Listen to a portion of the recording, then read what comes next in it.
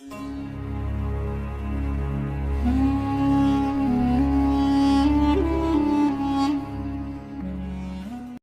اللہ والصلاۃ والسلام علی رسول اللہ۔ معزز ناظرین و سامعین، ڈاکٹر اشرف آصف جلالی صاحب نے صحابی رسول حضرت سیدنا ابو جحیفہ رضی اللہ تعالی عنہ کی بے ادبی اور گستاخی کا ارتکاب ایک ویڈیو میں کیا تھا، اور حضرت سیدنا ابو جحیفہ کو حضرات شیخین کریمین یعنی حضرت سیدنا ابو بکر صدیق اور حضرت سیدنا عمر فاروق رضی اللہ تعالی عنہما کا بغضی قرار دیا تھا، اور ظاہر ہے ایک صحابی رسول کو شیخین کریمین کا خام خواہ بغضی قرار دینا ان کی بے ادبی اور توہین ہے۔ اور اسی ویڈیو میں حضرت مولا علی کے اوپر بھی ایک گناہ کبیرہ کا الزام لگایا تھا۔ حضرت مولا علی نے حضرت سیدنا ابو جحیفہ رضی اللہ تعالیٰ عنہ کو حضرات شیخین کریمین کا بغضی سمجھا۔ یہ بات مولا علی رضی اللہ تعالی عنہ سے حضرت ابو جحیفہ روایت کرتے ہیں، کہتے ہیں دخلت علی علی بن ابی طالب، کہتے ہیں میں ان کے پاس داخل ہوا تو میں نے جا کر سلام میں ہی ان کا لقب بیان کر دیا۔ میں نے کہا یا خیر الناس بعد رسول اللہ صلی اللہ علیہ وسلم۔ یعنی کچھ شاگردوں کو شوق ہوتا ہے اپنے استادوں کا لقب جو سر فہرست ہے وہ بیان کریں، کچھ مریدوں کو شوق ہوتا ہے، تو وہ بھی دعوے دار تھا مرید ہونے کا، تو کہتا ہے اے وہ ذات جو رسول پاک صلی اللہ علیہ وسلم کے بعد سب سے افضل ہے، تجھ پہ اللہ کا سلام۔ تو مولا علی رضی اللہ تعالی عنہ وہ مولا علی تھے، فقال علی مہلا یا ابا جحیفہ، یعنی جب اس نے کہا نا کہ سب سے افضل، ارے بریک لگا، بریک لگا، ٹھہر جا، مہلا یا ابا جحیفہ، یہ کیا کہہ رہے ہو تم؟ کیونکہ اتنی تاخیر بھی برداشت نہیں تھی کہ ریکارڈ خراب ہو رہا ہے، آپ نے فرمایا الا اخبرک بخیر الناس بعد رسول اللہ صلی اللہ علیہ وسلم، اگر تجھے نہیں پتا تو میں بتاؤں کہ پہلا نمبر سرکار کے بعد کس کا ہے؟ آپ نے فرمایا ابو بکر و عمر، دونوں نام لے کر فرمایا ویحک یا ابا جحیفہ، نہ تو تباہ ہو جائے، تو میرا دیوانہ اور ملنگ بننے کی کوشش کر رہا ہے، تو تباہ ہو جائے۔ کیوں؟ یہ لفظ ہے کسی مومن کے دل میں میرا پیار اور ابو بکر و عمر کا بغض اکٹھے نہیں ہو سکتے۔ تو آپ نے، حالانکہ اس نے ابو بکر و عمر رضی اللہ تعالیٰ عنہ کے خلاف کوئی زبان درازی نہیں کی تھی، لیکن آپ نے چیک کر لیا کہ اس کے سینے میں بغض ہے،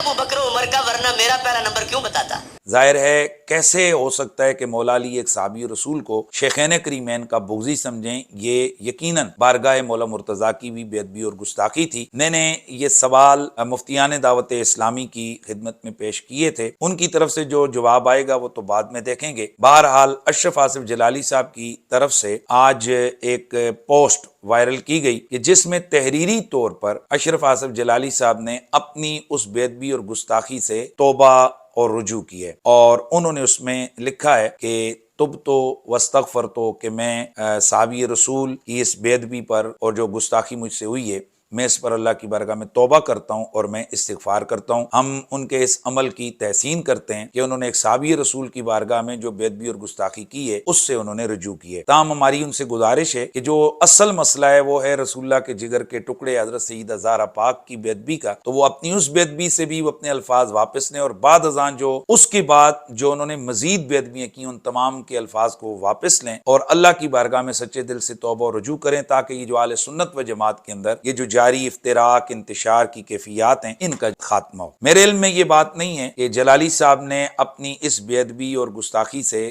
ویڈیو کے ذریعے سے بھی توبہ اور رجوع کیا ہے، یا صرف یہی تحریری ان کا توبہ نامہ اور ان کا رجوع سامنے آیا ہے۔ اگر تو انہوں نے ویڈیو کے ذریعے سے بھی اس سے توبہ اور رجوع کر لی ہے تو بسم اللہ، لیکن اگر انہوں نے ویڈیو بیان کے ذریعے سے اس سے توبہ اور رجوع نہیں کیا تو میں ڈاکٹر اشرف آصف جلالی صاحب کے ان متعلقین سے پوچھنا چاہتا ہوں کہ جب پیچھے مجھ سے ایک معاملہ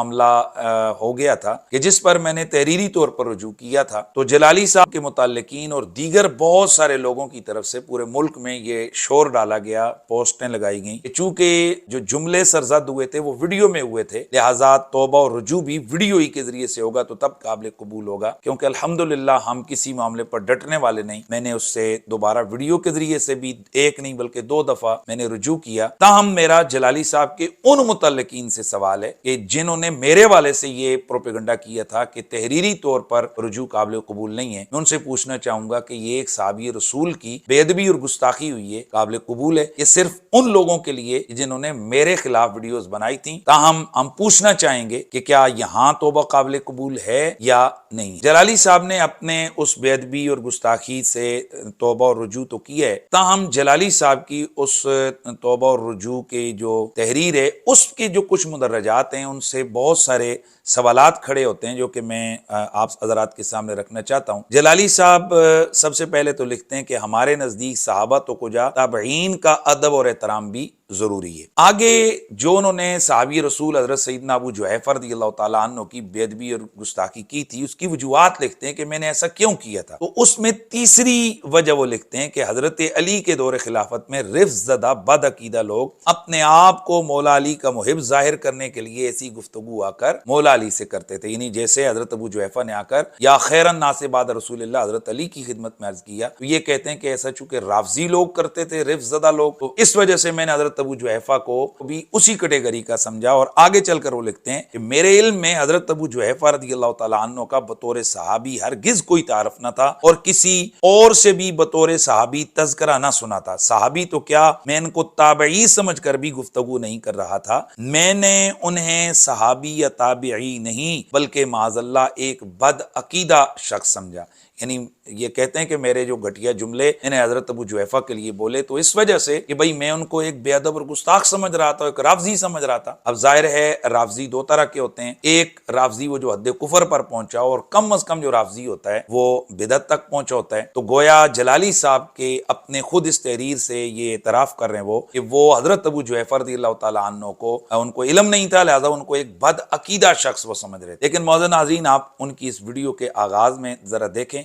مولا علی رضی اللہ تعالی عنہ سے حضرت ابو جحیفہ روایت کرتے ہیں، حضرت ابو جحیفہ روایت کرتے ہیں، حضرت ابو جحیفہ روایت کرتے ہیں۔ اب آپ غور کریں کہ جس شخص کو وہ رافضی سمجھ رہے ہیں بقول ان کے، یعنی جو ان کی تحریر ہے اس میں وہ لکھتے ہیں کہ میں ان کو بد عقیدہ اور رافضی سمجھ رہا تھا، تو جس شخص کو جلالی صاحب رافضی سمجھ رہے ہیں اسی کے لیے وہ حضرت کا تکریمی جملہ بول رہے ہیں۔ اور حضرت ابو جحیفہ روایت کرتے ہیں، کہتے ہیں دخل، حضرت ابو جحیفہ روایت کرتے ہیں، کہتے ہیں دخل۔ بالاتفاق سب اس بات کو سمجھتے ہیں کہ یہ جو حضرت کا لفظ ہے اور اس کے بعد ادب کے صیغے جو آگے جمع کا استعمال کیا ہیں، یہ ایک ادب والی بات ہے۔ تو کیا جس شخص کو وہ بدعتی سمجھ رہے ہیں یا معاذ اللہ رافضی سمجھ رہے ہیں، لیے یہ جو عزت اور تکریم کے جو جملے ہیں، کیا یہ قابل گرفت چیز نہیں ہے؟ تو کیا جلالی صاحب نے یہ ایک اور کبھی امر کا ارتکاب نہیں کیا؟ جلالی صاحب یہ کہتے ہیں کہ میرے علم میں حضرت ابو جحیفہ کا بطور صحابی ہرگز کوئی تعارف نہ تھا اور کسی اور سے بھی میں نے بطور صحابی ان کا تذکرہ نہ سنا تھا۔ صحابی تو کیا، تابعی سمجھ کر بھی میں گفتگو نہیں کر رہا تھا، یعنی جو انہوں نے بے ادبی اور گستاخی کی حضرت ابو جحیفہ کی، یہ کہتے ہیں کہ میں ان کو ایک رافضی سمجھ رہا تھا، صحابی نہیں سمجھ رہا تھا، اور میں نے ان کا کبھی نہ تعارف تھا مجھے اور نہ میں نے کسی سے ان کا نام سنا تھا۔ حضرت ناظرین، حضرت سیدنا ابو جحیفہ رضی اللہ تعالیٰ عنہ یہ صحابی رسول ہیں، ان کا نام حضرت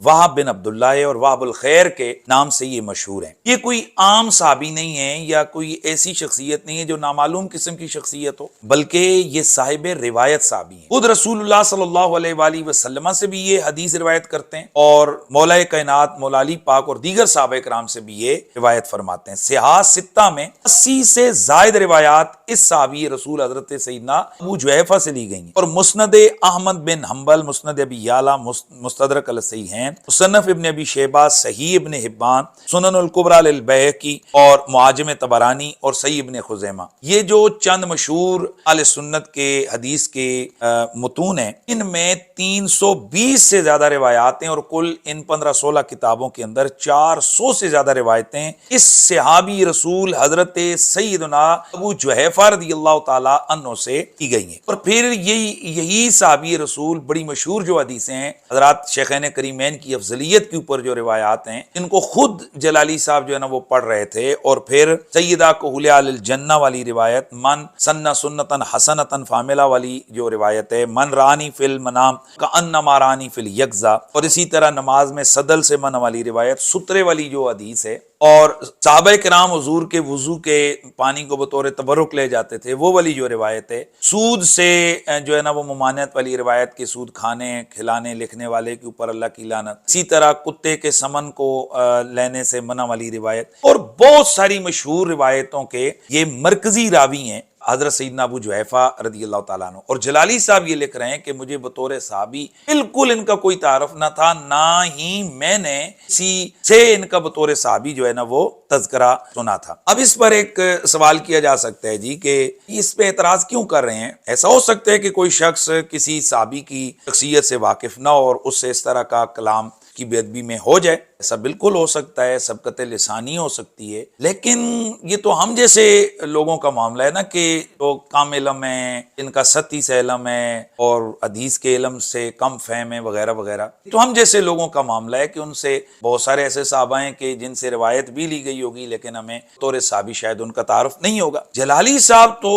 ارے محدث لاہوری، ان کے متعلقین اور چیلے چمچے تو ان کو کہتے ہیں محدث لاہوری، اور یہاں تک ان کے متعلقین کہتے ہیں کہ جناب اگر آج کے دور میں امام شافعی ہوتے وہ جلالی صاحب کو دیکھنے کے لیے تشریف لاتے۔ سبحان اللہ۔ جلالی صاحب تو ٹھہرے محدث لاہوری اور یقیناً وہ لوگوں کو دورہ کرواتے ہیں۔ سیاہ ستہ میں جس ہستی سے 80 سے زیادہ روایتیں موجود ہیں، جلالی صاحب کہتے ہیں کہ نہ مجھے خود پتہ ہے اور نہ میں نے کسی سے ان کا طور صحابی جو ہے نا وہ میں نے تذکرہ سنا ہے۔ تو بہرحال یہ تو اب ان کے وہ شاگرد ہی بتا سکتے ہیں کہ جو ان کو محدث لاہوری اور کہتے ہیں کہ جو امام شافعی ہوتے آج ان کی زیارت کے لیے آتے کہ بھائی یہ ہیں محدث لاہوری، مہربانی کیتا کرو ایڈا نہ اڑایا کرو بندے نو، تھوڑا جو زمین تے ہی رہن دو، ایڈا اتے نہ لے کے جایا کرو، لہذا تھوڑا سا ہاتھ ہولا رکھیں۔ ارل جلالی صاحب نے تحریری طور پر صحابی رسول حضرت سیدنا ابو جحیفہ رضی اللہ تعالیٰ عنہ کی جو انہوں نے بے ادبی اور گستاخی کی تھی اس سے انہوں نے توبہ اور رجوع کر لی ہے، لیکن میرا ان سے سوال یہ ہے کہ حضرت مولا علی کے لیے جو انہوں نے ایک گناہ کبیرہ کی نسبت کی ہے، بتائیں وہ اس سے کب توبہ اور رجوع کر رہے ہیں، یا پھر باقی صحابہ کے حوالے سے یہ باقی تو وہ الفاظ واپس آ سکتے ہیں، لیکن اہل بیت اطہار کے حوالے سے کی گئی بے ادبی وہ آپ کے نزدیک کوئی اہمیت نہیں رکھتی ہے۔ جو امید ہے کہ جلالی صاحب سیدنا مولا کائنات کی جو انہوں نے بے ادبی اور گستاخی کی ہے اس سے بھی جلد از جلد توبہ اور رجوع کریں گے۔ معزز ناظرین، آپ کے علم میں ہے کہ جلالی صاحب کے متعلقین نے بڑے زور و شور کے ساتھ مناظرے کا رولا ڈالا تھا، لیکن جس وقت میں نے آگے سے ایک چیلنج مناظرہ دیا جلالی صاحب کو کہ بھائی جو بے ادبیاں کرنے والا شخص ہے وہ سامنے بیٹھے اور ویسے بھی وہ بازو لہرا کر چیلنج مناظرہ کرتے رہیں، تو انشاءاللہ ہم بیٹھ کر مناظرہ کرتے ہیں، اور میرا یا تو ان کے اس چیلنج کو ایکسیپٹ کرنا سمجھ لیں یا میری طرف سے ان کو چیلنج ہے کہ جلالی صاحب سامنے بیٹھیں اور ہم آمنے سامنے بیٹھ کر اصولی طور پر مناظرہ کریں گے اور جلالی صاحب ہمارا چیلنج قبول کریں۔ تو آپ لوگوں نے دیکھا کہ پہلے میں نے 48 گھنٹے دیے، پھر اس کے بعد ٹائم دیا، لیکن ان کی طرف سے کسی قسم کا کوئی رسپانس نہیں آیا۔ جلالی صاحب کے متعلقین کی طرف سے یہ عذر پیش کیا گیا اور واویلا کیا گیا کہ جی دیکھیں جلالی صاحب آئسولیٹ ہیں، بیمار ہیں، قریشی نے اس لیے ان کو چیلنج دیے تاکہ یہ جناب رائے فرار اختیار کرے، حالانکہ میں نے وہ ٹائم مقرر نہیں کیا تھا، میں نے کہا تھا بھائی مل بیٹھ کر ہم وقت طے کریں گے، شرائط طے کر لیں گے، وہ صرف چیلنج کو قبول کریں۔ انہوں نے کہا جی دیکھیں وہ بیمار ہیں، اس بیماری کے عالم میں وہ کیسے جناب وہ کر سکتے ہیں۔ تو گزشتہ دنوں آپ لوگوں نے دیکھا کہ جلالی صاحب کے والد گرامی کا انتقال ہوا۔ جلالی صاحب لاہور سے منڈی بہاؤالدین تشریف لے گئے، نماز جنازہ بھی پڑھائی، وہاں گفتگو بھی کی، بعد میں کل کی تقریب میں بھی انہوں نے گفتگو کی، پھر اب وہ اوپن الیکس لیک انہوں نے شروع کر دیا ہے۔ تو میں چاہتا تو میں اسی دن جس دن وہ جنازہ انہوں نے پڑھایا تھا تو میں اسی دن رات کو ویڈیو بناتا اور میں پوچھتا کہ بھائی اتنا لمبا سفر کر کے وہاں جا سکتے ہیں تو 10 سیکنڈ کا کلپ جناب چیلنج مناظرہ قبول کرنے کا نہیں بن سکتا؟ جو جلالی صاحب کے لوگ شور ڈال رہے تھے جی وہ بیمار ہیں، تو کم از کم اب تو پوری دنیا کے سامنے یہ مسئلہ آ چکا تھا، لیکن الحمدللہ ہمارے اندر کوئی اخلاقی اقدار موجود ہیں، اس لیے آپ لوگوں نے دیکھا کہ کسی قسم کا ہماری طرف سے ویڈیو کلپ جاری نہیں کیا گیا۔ اب چونکہ ان کے لوگوں نے دوبارہ سے بدتمیزی اور بدتہذیبی کے انداز سے دوبارہ شور شروع کیا ہے، تو پھر اب میں گزارش کروں گا جلالی صاحب سے کہ بھائی اب تو ماشاءاللہ آپ اس قابل ہو چکے ہیں کہ آپ چند سیکنڈ کا کلپ ویڈیو بنا سکیں، تو مہربانی کریں یہ جو روزانہ کا رولا ہے اور اہل سنت کے اندر تفریق در تفریق ہو رہی ہے اور اس کا مین ریزن آپ ہیں، اور آپ نے سید کائنات کی بے ادبی اور گستاخی کی اور اس کے بعد یہ سارا رولا شروع، اور وہ جو گند آپ نے کیا اس گند کو دھونے کے لیے آپ نے مزید گند کیے، لیکن آپ سے اتنی توفیق نہ ہو سکی کہ اپنے جملوں کو واپس لے لیتے اور یہ سارا رولا ختم ہوتا، اور اس وقت جناب بہام اہل سنت دست و گریباں ہیں۔ تو مہربانی کر کے جلالی صاحب آپ خود چیلنج قبول کریں اور مناظرے کے میدان میں آمنے سامنے بیٹھیں تاکہ دودھ کا دودھ اور پانی کا پانی ہو جائے۔ مجھے امید ہے کہ جلالی صاحب امت کے حال پر اور بالخصوص اہل سنت کے حال پر رحم فرمائیں گے۔ معزز ناظرین، جلالی صاحب اور ان کے متعلقین کا ایک انداز ہے اور ان کے متعلقین کی بولی میں بولوں، یہ یہودیوں کی عادت چھوڑ دو کہ اپنے مطلب کی بات کو اپنی طرف پھیر لینا، تو جس طرح یہ کہتے تھے جی یہودیوں والا کام، تو خدا کی قسم ان لوگوں کے اندر مرزائیوں والا کام، مرزائیوں کے حوالے سے جو علماء جن کا مطالعہ ہے ان کو معلوم ہے کہ مرزا قادیانی سے جب اور کچھ نہیں بنتا تھا تو وہ ایک خود ساختہ قانون بنا کر پھر صفوں کے صفحے اس پر لکھتا چلا جاتا اور بعد میں کہتا ہے کوئی جو میرا جواب دے، تو اپنے تائیں پھر انہی چیزوں کو وہ ڈنڈورا پیٹتا اور لوگوں کے سامنے کہتا دیکھو جی ان کے پاس جواب دے۔ ان لوگوں کے پاس بھی سیم یہی طریقہ کار ہے۔ پہلے جلالی صاحب نے اپنی جان چھڑانے کے لیے ان الامکان اذا کان متعلقا بالماضی یستلزم الوقوع والا ایک قانون جو ہے نا وہ جاری کیا اور اس کی آڑ میں اپنی جان بچانے کی کوشش کی۔ علماء اہل سنت پچھلے 3 سالوں سے چیخ چیخ کر ان لوگوں سے کہہ رہے ہیں وہ یار دنیا کی کوئی وہ کتاب لے کر آؤ جو جس میں یہ قانون موجود ہو کہ ان الامکان اذا کان متعلقا بالماضی یستلزم الوقوع۔ آج تک ان آئیں بائیں شائیں کر رہے ہیں، کبھی کیا کیا تعویل، کبھی کیا کر رہے ہیں، لیکن انہیں توفیق نہیں ہوئی ہے کہ یہ کوئی ایسا قانون جو نہ پیش کر سکیں، اور یہ پیش کر بھی کیسے سکتے ہیں کہ اگر اس چیز کو تسلیم کر لیا جائے تو خدا کی قسم ہزاروں کبیات جو ہے نا وہ منہ کھول کے سامنے کھڑی ہوں۔ اب جان چھڑانے کے لیے ان لوگوں نے ایک نیا قانون پیش کیا تھا کہ جناب اگر کوئی آدمی کسی قسم کی کوئی خطا نہ بھی کرے اور اس کو کہہ دیا جائے کہ یہ خطا کے اوپر ہے تو اس پہ کوئی حرج واقعہ نہیں ہوتی اور اس شخصیت کی کوئی بے ادبی اور گستاخی نہیں ہے۔ اور میرا دعویٰ ہے کہ اگر خطا اجتہادی نہ بھی ہو پھر بھی منسوب کر دی جائے تو کوئی عیب نہیں ہوتا، یہ عیب ہے ہی نہیں۔ اور حقیقت یہ ہے کہ یہ قانون بھی ان کا ہوم میڈ ہے، دنیا کی کسی کتاب میں یہ قانون نہیں ہے، اور یہ بالکل ٹھیک انہوں نے کہا ہے کہ جناب یہ قانون حنیف قریشی کو کہیں بھی نہیں ملے گا۔ بھائی مجھے تو تب ملتا کہ کسی بزرگ نے اس کو بطور اصول بیان کیا ہوتا، اور خود یہ اعتراف کر رہے ہیں کہ ہم نے یہ بزرگوں کی کتابوں سے اس قانون کو نکالا ہے، اور شرم بھی نہیں آتی ان لوگوں کو۔ میں کہتا ہوں کہ یہ مذاق کر رہے ہیں دین کے ساتھ، اور ظالموں ایک خطائی شخص ایک مولوی کو بچانے کے لیے تم دین کا ستیہ ناش کر رہے ہو، تم شریعت کا کباڑہ کر رہے ہو، اور شرم بھی نہیں آتی ہے کہ تم ایک سیدہ کائنات کے لیے جو اس نے ان کی بے ادبی کی اور ان کے ذمے خطا لگائی، پھر اس سے کتنی تم نے کلا بازیاں کھائیں، اور اب تم اس نہج پر پہنچ چکے ہو کہ ایک امت کو قانون دے دیا کہ اگر کسی نے خطا نہ بھی کی ہو اور اس کے ذمے خطا اجتہادی کا قول لگا دیا جائے تو یہ اس کی بے ادبی نہیں ہے۔ اور تم اس قانون کو ثابت کہاں سے کر رہے ہو؟ حضرت شیخ اکبر محی الدین ابن عربی رحمۃ اللہ تعالی علیہ کے قول ماجور سے، اور خود کہتے ہیں کہ پوری دنیا کے اندر سوائے حضرت محی الدین شیخ اکبر ابن عربی رحمۃ اللہ تعالی کے یہ بات کسی اور نے نہیں لکھی ہے۔ المختصر کہ ابراہیم علیہ السلام کو یہ خطا اجتہادی لگی تھی، تمام تفسیر اٹھا کر دیکھیں، قد صدقت الرؤیا انی اذبحک فانظر ماذا تری، ان ساری آیات سے کیا واضح ہے، کتنی واضح نصوص ہیں کہ ابراہیم علیہ السلام نے جو دیکھا تھا وہ یہی تھا۔ لیکن شیخ اکبر حضرت محی الدین ابن العربی رحمۃ اللہ تعالی علیہ وہ واحد شخصیت ہیں جنہوں نے یہ فرما دیا کہ نہیں، ابراہیم علیہ السلام کی اس مقام پر خطا اجتہادی لگی۔ اور ظالموں تمہاری علمی یہی اوقات رہ گئی ہے کہ خود تسلیم کر رہے ہو کہ ایک بزرگ نے اکیلے نے یہ بات لکھی ہے اور اسی کو تم اپنا مستدل بنا رہے ہو، اور دوسری طرف ہمارے اپنے بڑے بزرگ قابلین اس چیز کو قول مہجور کہہ رہے ہیں اور کہہ رہے ہیں کہ اس کی طرف التفات بھی نہیں کیا جائے گا۔ اور اس طرح سے اگر بعض بزرگوں کے حوالوں کو لے کر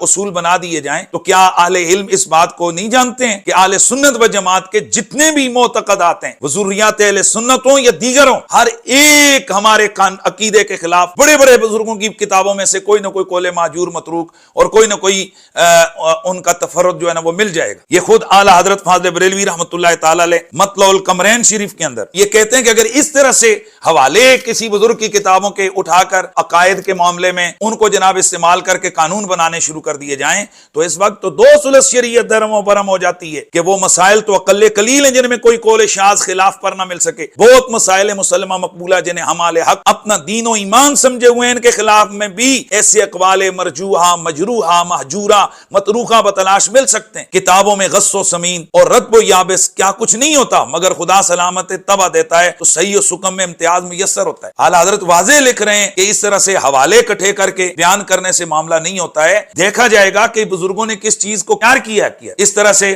کسی ایک بزرگ کا کوئی حوالہ لے کر اس کا اوپر قانون کھڑا کر کے اور معاذ اللہ رسول اللہ کے جگر کے ٹکڑوں کی بے ادبیاں شروع کر دی جائیں اور کہا جائے کہ ہم نے بڑا تیر مار لیا، اور پھر کہتے ہو کتابیں پیش کرو کتابیں پیش کرو۔ بیٹا تم اپنے اس گرو کو باہر نکالو، یہ ساری چیزیں یہ حنیف قریشی تمہیں میدان مناظرہ میں بتائے گا۔ مجھے پتہ ہے کہ تم لوگوں نے مناظرے میں آنا نہیں، اس لیے کلپ کھیل رہے ہو اور چاہتے ہو کہ میں بھی ساری چیزیں تمہارے سامنے لے کر آ جاؤں اور تم اس پر ڈرامہ بازیاں کرو کہ ادھر کی بات ادھر سے ملا کر میرے خلاف پروپیگنڈے کرو، اور بہت ساری پیسے والی مخلوق تمہارے پیچھے کھڑی ہو جائے اور تم اپنا ڈرامہ کر سکو۔ میں الحمدللہ میں بالکل سنجیدہ ہوں مناظرہ کرنے کے لیے جلالی کے ساتھ، اور جلالی میدان میں آئے گا تو دنیا دیکھے گی کہ یہ کس طرح سے کتابیں اس کے منہ پہ لگتی ہیں اور کس طرح سے ایک ایک مسئلے پر درجنوں کتابیں جناب میں تمہارے منہ پر مارتا ہوں۔ انشاءاللہ یہ تو میدان مناظرہ میں پتہ چلے گا۔ یہ اعلیٰ حضرت فاضل بریلوی رحمۃ اللہ تعالی کی کتاب ہے ضلال العنقا، اس میں آپ نے ایک استدلال کیا تھا حضرت سیدنا ابوبکر صدیق کی افضلیت پر الاتقا سے، تو اس پر ایک سوال ہوا تھا جی کہ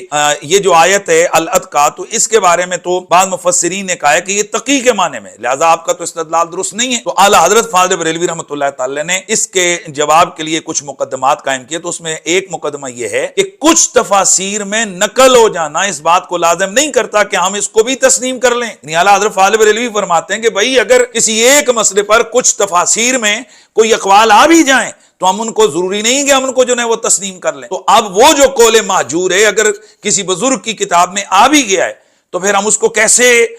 قبول کر لیں؟ اور پھر یہ آپ کہیں گے کہ یہ قول مہجور کیا میرا اپنا دعویٰ ہے؟ نہیں، اور یہ لوگ صرف اعلیٰ حضرت فاضل بریلوی کا نام روٹیاں پاڑنے کے لیے اور اپنے دانے سیدھے کرنے کے لیے لے رہے ہیں، وگرنہ دور دور تک اعلیٰ حضرت کے موقف اور اعلیٰ حضرت کے مسلک کے ساتھ ان کا کوئی تعلق نہیں۔ اعلیٰ حضرت کا مسلک تو سادات کے بارے میں بڑا واضح ہے، وہ فرماتے ہیں میں سادات کا غلام خانہ زاد ہوں، اور پھر وہ فرماتے ہیں کہ اگر سید درجے کفر تک جب تک نہیں جائے گا اس کی تعظیم جو ہے نا وہ ساقط نہیں ہوتی ہے۔ اور ظالموں، تم چھوٹی چھوٹی باتوں پر سادات کو جو تمہاری من پسند مرضی کے مطابق نہیں چلتے ہیں، تم ان کے پہلے نسب پہ اٹیک کرتے ہو، پھر تم گالم گلوچ اور طوفان بدتمیزی، اور یہ وہی خاندان ہے جس کے بارے میں اعلیٰ حضرت فرماتے ہیں تیری نسل پاک میں بچہ بچہ نور کا، تو ہے عین نور، تیرا سب گھرانہ نور کا۔ اور پھر یہ میرے ہاتھ میں کتاب ہے حضرت شاہ فضل رسول قادری، اس کے اوپر اعلیٰ حضرت کا حاشیہ المعتمد المستند، اور اس کا ترجمہ کیا ہے حضور تاج الشریعہ رحمۃ اللہ تعالی علیہ نے۔ تو حضرت شاہ فضل رسول قادری رحمۃ اللہ تعالی علیہ اسی مسئلے کے حوالے سے کہ کیا انبیاء علیہ السلام کو اجتہاد میں خطا لگتی ہے، گو کہ یہ ایک اختلافی مسئلہ ہے، لیکن یہ اپنا مختار کیا بیان کر رہے ہیں، کہتے ہیں ان القول بجواز الخطا علیہم فی اجتہادہم قول بعید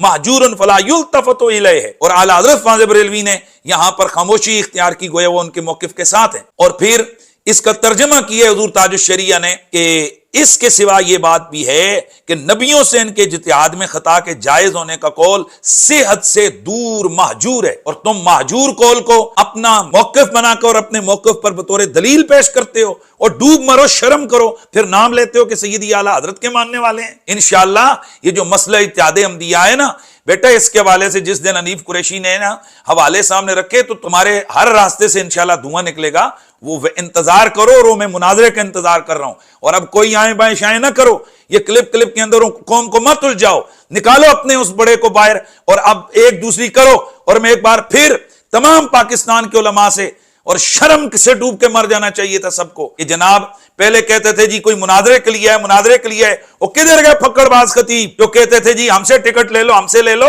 اب جاؤ اپنا خرچہ کر کے نہ صحیح واٹس ایپ یا فون پہ ہی اس اپنے باب جلالی کو کہو کہ اب میدان میں مناظرہ میں آ اور اس مسئلے کو ختم کریں۔ اس پر میں نے ان کو ڈنجے میں رکھا تھا اور میں ان کی گچی پہ ہاتھ رکھا، اور میں نے کہا اگر یہی بات آپ کی مان لیں تو پھر بتاؤ حضرت سیدنا ابوبکر صدیق رضی اللہ تعالیٰ عنہ نے خطا نہیں کی ہے، بقول آپ کے کہ اگر کسی نے خطا نہیں بھی کی ہو تو اس کی طرف ہی اگر خطا کی اضافت کر دی جائے، خطائی تعدی کہہ دیا جائے تو اس کی بے ادبی نہیں ہے۔ تو بتاؤ کہ کوئی بندہ کہتا ہے کہ سیدنا ابوبکر صدیق رضی اللہ تعالیٰ عنہ نے جو ہے نا خطا کی تھی جب بی بی پاک کو انہوں نے انکار کیا تھا، تو بتاؤ یہ بے ادبی ہے یا نہیں ہے؟ تو یہ میرے رنجے میں آ گئے، کیونکہ انہوں نے کہہ دیا تھا کہ بھئی یہ تو بے ادبی ہے سیدنا ابوبکر صدیق کی، حالانکہ امکانی طور پر میں نے سوال کیا تھا، تو یہ رنجے میں آ گئے، اور یہ بالکل دنیا کے سامنے یہ ننگے ہو گئے، اور سب بچے کو سمجھ آ گئی کہ یار اگر سیدنا ابوبکر صدیق کے لیے یہ کہہ دیا جائے چونکہ انہوں نے کوئی خطا نہیں کی تھی، وہ درست اور ثواب کام کیا تھا، تو اگر ان کی طرف خطا کی نسبت کی جائے تو یہ ان کی بے ادبی ہے۔ تو سیدہ کائنات نے بھی